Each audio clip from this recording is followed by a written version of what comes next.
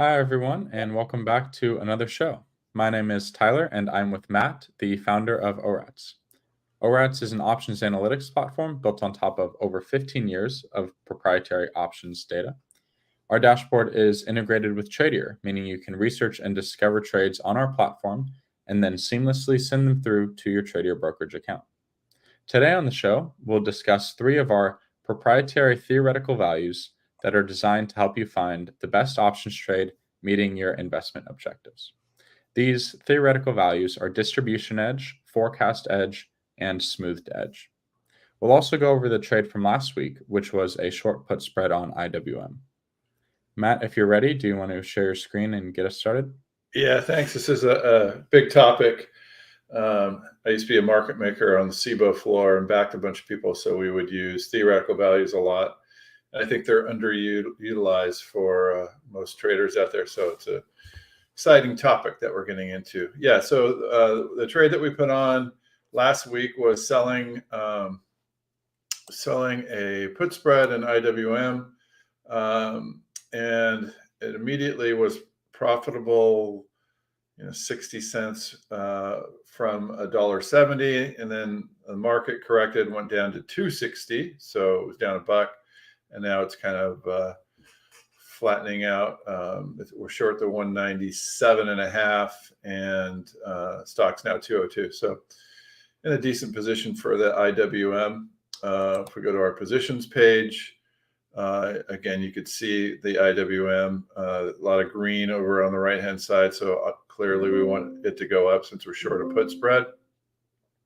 And so that's the trade that we put on last week. You could also check our new journal out. It's not totally done yet, but there's the trade that we put on right there.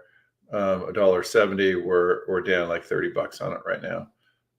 You can see that as well here. It's trading about 198. We also had an open short put spread in EWJ. We had a short iron condor. So let's look at that. Again, with the trade journal, we'll unclick that and go over to the trade journal, EWJ. So the iron condor, we were short the 69 calls and 65 puts in March. On March, the expiration, we were assigned, but we immediately sold the 69. So we essentially lost 57 cents on that call, but we sold it for 77 cents. So we were up 27 cents. See that okay, Tyler? Yep. And we're the short put spread, we're down 60. So we're about a break even on that. So we're kind of fighting our way. We're a little bit up, but we're fighting our way with the EWJ. So we're looking decent on both of those trades. Great. Yeah. So let's start talking about theoretical values, and I think it helps to have a strategy that we could look at, especially one with a lot of legs. So there are three types of theoretical values that ORATS has, and we could sort on those and put those in our scanners. But the D stands for distribution, the F stands for forecast, and the S stands for smoothing. Now, so just to confirm, Matt, so a theoretical value, what we mean by that is it's our what we find to be the value of, like, the price of the trade. So the theoretical price. So we're just looking at the trade price. It's a way to get a value for an option. It's not the way, and you never should just trust it implicitly. But I think if you start seeing a lot of edge from each of these, you could be more confident in the trade. There's a lot of other things that go into the research of a particular trade, but when it comes, like back testing, looking at a lot of data, when is the best time for a certain thing, signals, all that. But when you're about to trade and you like for example, we have a stock search for calendar. So we're looking, in a prior, we covered this right in a prior, we've done so many of these in a prior podcast. So Yeah. and then so now these are the ETFs that we think are good for calendars. So we already have, an axe to grind, so to speak. And now the kind of the final analysis is you want to see some good edges in your favor. And so I'll go through these and how we calculate these on a level. So I think the easiest one to understand is so we'll click on this trade. So this is a trade that we've scanned for. We've scanned for certain ETFs. We have a double calendar. So we're expecting and I could explain it a little bit better with the payout picture, but 20 days to 10 days, we're buying 20 days, selling 10 days. So we've kind of found high implied volatilities for 10 days and lower ones for 20 days. So, and then we're using a distribution edge. We're using a forecast edge. You'll notice that I don't put much value as you drag it over to the right. That would weight that very heavily. You could see kind of behind the scenes things are moving, but I just do a little bit on the S, because if you get too much, and then I know I'm getting ahead of myself, but this is a smoothing edge. So that's about where market makers should price the options. And a lot of times when you get wide markets, you'll get high S, either positive or negative, and you're rarely going to get filled at that area. Market makers know what's going on. So you want to find something kind of near the market, slightly with a little bit of edge. So let's take a look at this top trade that we've rated based on our ratings, which include theoretical values. So again, the payout picture at expiration are 2/10. While there's a call calendar. If you just put in a call calendar, it's just going to look like this 1/10, and you want it to go up and expire around there. If it's a put calendar, you want it to come down to right about your short. And then that's when the calendar is worth the most. If you put on two of them, you have some room in between, and a pretty wide area of green here that you can make some money. So then what you'll notice is, like I said, we've searched on these, and we've seen a fair amount of distribution edge. So a distribution is what we show here. It's this kind of normal but not normal distribution. We go and calculate that by going back and actually observing movements in the ETF, and we put those in a bucket. So we're valuing these at the expiration of the front month. So that's 10 days. So we'd go out 10 days and we observe all of the movements in the stock, and we put those in these various buckets. And so then that you develop your own distribution. So that's an interesting one. So right now, given this distribution, it's only trading for 50 cents. So there's a lot of edge in this, in the distribution here. So the second theoretical value that we have is a forecast edge.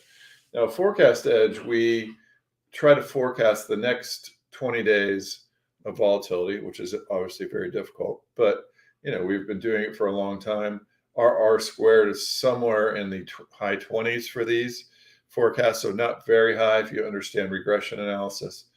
It's between 0 and 100. People say 100%.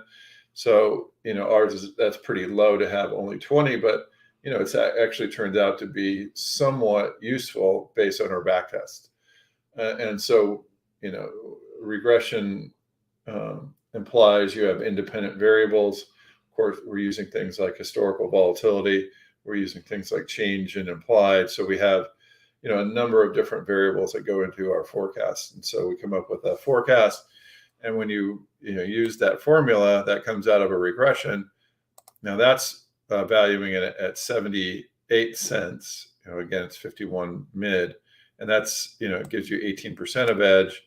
And then finally, our third edge is called our smooth edge. And our smooth edge for this particular one is kind of right on the number, which is basically what you want. I mean, what that says is, when you're smoothing, you're drawing a smooth curve through the implied volatilities, and you want to see you want to make sure that you're not overpaying.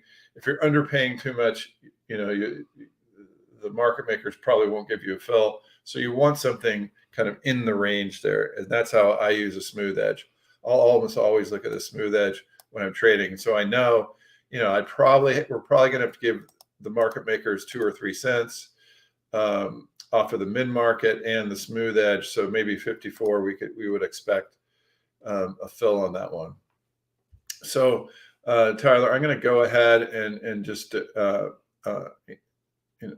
trade this particular calendar. Okay.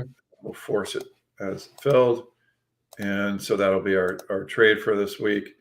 And then we'll go and check out a little bit more of what we're talking about with the edges that we're looking at. So I wanted to get that sent off. So let's talk about these edges for a moment. And one of the things I like to do as well is check out the trade history. So the trade history will show you, where this particular trade has been, and I think that's another good thing to look at for this particular trade. So it takes a minute because we're going to go get every minute. So this is where we are right now, 51 cents. So I'll just kind of drag it down. So this is a graph of stock price and implied volatility for the particular strikes. And you can see that this one was worth about 53 cents a bit ago, and now worth about 51 cents. The green there is our SMV value. So, as it's kind of jumping around, as markets tend to do, you'll get edge, and you'll get, so it's doing what it's designed to do, smooth things out. So, again, this looks like a reasonable trade to do based on where it's been and the edges that we have there. Tyler, did I miss anything, or do you have any comments on that? No, that's a great dive into the theoretical values. I just wanted to sort of summarize each of them and sort of explain just overall, like what each of them is good for, like what we look at them for. So we look at the S%, which is the sort of percent edge that our theoretical value is over or under the market price, right? And so that's how we calculate that percent edge. Right. And so let me just stop you there for a second, because if you don't mind. So what Tyler's talking about is, so we have a bid ask. So this particular, so here's IWM. This is our options chain. And one of the cool things that we do is we show you where we're buying these strikes and selling these strikes. And so you could see the month. So we're selling March 27, buying April 1st. So and then we could look at where the markets are, and we could look at what the SMV values are in our chain. So it's really, really useful tool here. So and you can see that this is what you want. You want the smooth values to be right around. And I mean, this is one of the hardest things that I've done as a technology owner, software provider, and market maker, is to come up with these formulas. I mean, we're using in order to draw these orange lines and create these theoretical values, a lot goes into it. I mean, our smoothing is very intricate, and to draw that line, it's actually, we've utilized, people use cubic splines, but they don't work too well on the outside and the tail. So we've actually utilized some graphic video game code in order to figure this out the best. It's pretty crazy, but that's how we've done it. And what you want to see is you want to see these theoretical values, hopefully pretty near, or if it's off, it might, it would be an opportunity. Sometimes it gets off if there's an order or whatever. But anyway, Tyler, I interrupted you, but I wanted to point that out where the S% comes from. Oh, that's great. Yeah, we're just looking at the S percentage. We're trying to get that sort of inside a range, right? And we're really just using it for, like you said, making sure the market's not too wide, and we're just trying to find something sort of within a range. So oftentimes in the option scanner, you'll set a min and max value of negative 0.3 or negative 1. You'll go, so it's in percentage terms. So if you go -1 to 1 or -2 or -3, just depending on what, for ETFs, usually, 1% is probably enough. 2% usually, you don't see a lot. Like there's a gold trade that's 2%. There was an SPY at 1 that's, also there. But yeah, you want those in a range, because if it's too off, you're just not going to trade in it. And all your other theoretical values that you're sorting on are most likely off as well. So you just want to filter those out, is what I've found. Right. Yeah. So I think that's great for the smoothed percentage, that S%. So next I want to talk about distribution edge, which is that D%. And that, in simple terms, it focuses on the distribution of past stock returns over the same period of time as the trade's days to expiration. And so what we're basically doing there is using, 15 years of historical data to calculate the likelihood of the stock price ending up at certain points. And that's sort of why we draw that sort of light gray distribution in the background of the payoff diagram. And so this is just used for, like I said, calculating the likelihood that the stock price is going to end up there. And so it's good for valuing the trade price based on expected stock movement. So that we're not looking at volatility or earnings or anything like that. We're just looking at where it's historically ended up for that expected time frame, days to expiration. Yeah, exactly. And so we'll just do an expected value. Basically, you're multiplying the percent chance of something happening by the profit at that point, and then you just add those all up, and it's 100% chance, because that's the distribution's equals 100, and then you just divide by 1 essentially and get your expected return. So that's how the distribution edge works. It just counts what you're making times each. These gray bars represent a percentage, and that's how you get that amount. And then as a side note, we use the distribution edge in order to get the probability of profit. The probability of profit is just where it's green. So there's 82% probability of profit is the green portion. If you add up all the bars in the green portion, you get to about 81.7%. Right. That's a great explanation.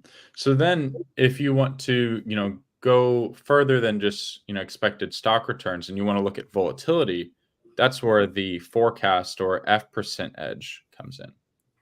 And right. So we calculate a forecasted volatility surface. And you read my mind, Matt. I was just about to suggest pulling up the trade builder so we can see that. That colorful gradient there on the right is the forecasted volatility surface, where we overvalue or undervalue how much the volatility is worth based on our calculations. Right.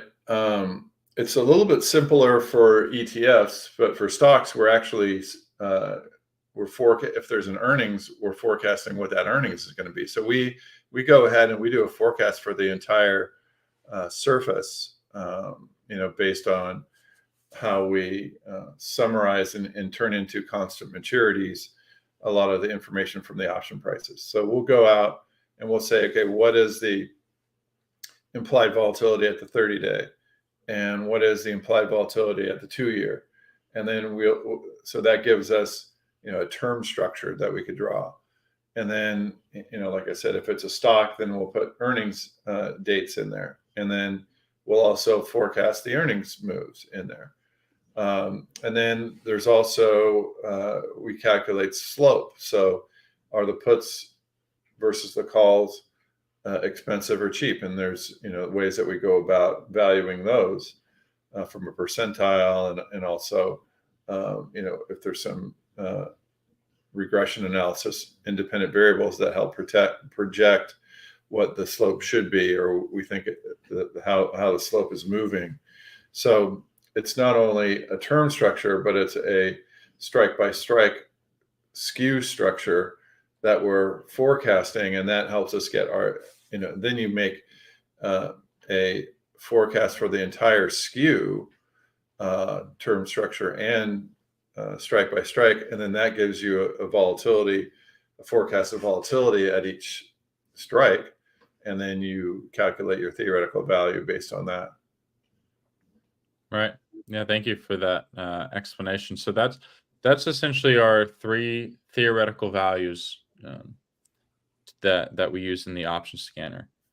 So you can combine them to sort of rank the trades and set min and max filters like we did on the smoothed edge to sort of find the best trade based on what you think is important in valuing the price and determining what's overvalued or undervalued. Right. You could, and that's what I'm doing when I'm dragging these. Like I like in this particular one, I like a forecast. I weight that a little bit higher, and the smooth isn't valued that high, but there's a little bit there. You can see a little orange, and then we reward risk and probability of profit. I also throw in there. What strategies would so you're valuing this forecast edge higher because it's a calendar trade, but is there specific strategies that you would weigh the distribution edge higher? Yeah, so it just, and it depends on the stocks too. Some stocks are vastly different than they were, maybe 5 or 10 years ago. And so if they're that different, the distribution edge isn't as valuable, because to make the distribution edge, we use a lot of history. So it's kind of, the D is the most history, F is the second most, but we use a fair amount of current, and we weight the current information more. And the S is just right now. So it goes in that continuum. The D has a lot of history. The F doesn't have that much history. And then the S has very little history. So it depends on, if it were a longer term trade, I might look at D a little bit more. But this is what I would consider a shorter term trade. So I like to look at F and a little bit of S. Does that make sense, Tyler? It does. We've also gotten some questions in the past about how we take earnings into consideration when calculating these edges. Right. So the distribution edge does not use earnings, other than, it counts all days. So that's, again, it's a longer term measure. So if you're looking for an earnings trade, I would not use D. The D is a longer term that usually would encompass at least one, so 90 days or more. The forecast does very much bring into account the earnings. So we do a forecast of the earnings moves, and we bring a lot into that. So if I was doing an earnings trade, I'd look at the forecast a lot more. And smooth, again, is always going to be, between a certain min and max. So that's how I think about those, Tyler. Yeah, I think that's very important to consider. Which theoretical values are good in which circumstances, right? We use S% to narrow down the wider markets or mispriced markets, and then we use the F% when making an earnings trade, and then distribution percent when you're just sort of looking for a longer term stock-based trade that doesn't really have earnings in consideration. Right.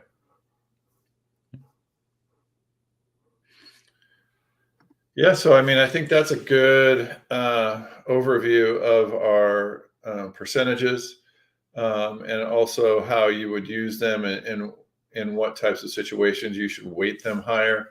Again, the weightings are, here, and you could save these scans. So you just kind of, you go through and you find your stocks, you save that, you go through and you find a good strategy. And then when you save this, it saves all of your inputs, including the min-max of the column headers and your ranking. So you could just come back to this.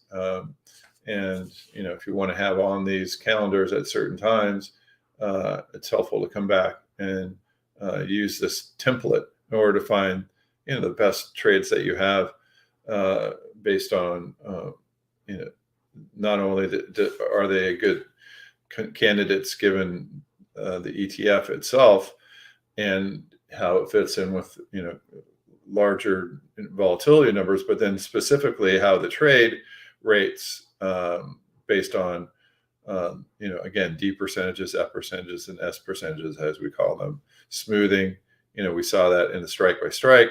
F, the forecast, we saw how implied volatility and historical volatility changed that forecast value. And then the D, how much the stock has moved, and we put those into buckets for in this case every 10 days we would observe where the stock move and make our distribution based on that movement in the stock over that period of time. And that's how we determine these values. And it just puts more things in your favor as you're trading to find not only the right ETFs to trade, but the right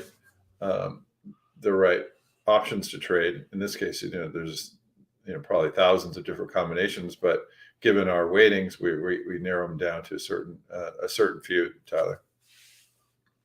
Yeah, it's very, very efficient. The option scanner, it's very easy to use, and very quickly find the best trade. Yep. So I also wanted to add, we have all this information up on ORATS University as well. So we've written down how we calculate these theoretical edges. You can also go to on the resources. There you go. We write down how we calculate the theoretical edges. It's in the option scanning in the 400s right there. Yeah, so we go over all the stuff we just talked about. In this video, we summarize it on ORATS University, and we also sort of dive into the calculation, the technical part of it a little bit more. Yeah, there's a lot of resources out there. I know it gets a little bit complicated, but these are things that once you start using and once you get your templates, and we're going to start putting in more templates out there. You understand what you're looking for, and these are a really good way to find. I wish I'd had these when we were making markets, but we tried. I was one of the first ones hardwired on the SIBO floor, and we would have that's when we started doing our forecasts, calculating historical volatility and trying to figure out what each option was worth, and it would light up. So it's kind of interesting. But anyway, this is where it's come to, and it's many orders of magnitude. It's complex, but it's also hopefully understandable and well integrated, so you could utilize it, even though it does use a lot of data. There's a lot behind it. Yeah, definitely. All right. Well, I think that covers it for this week. Thank you, Tradier, again for hosting us. If you guys have any questions, you can leave a comment below. We read through all the comments, or you can email us at support@orats.com. And we'll see you guys again next week. Thank you, Matt. Thanks, Tyler.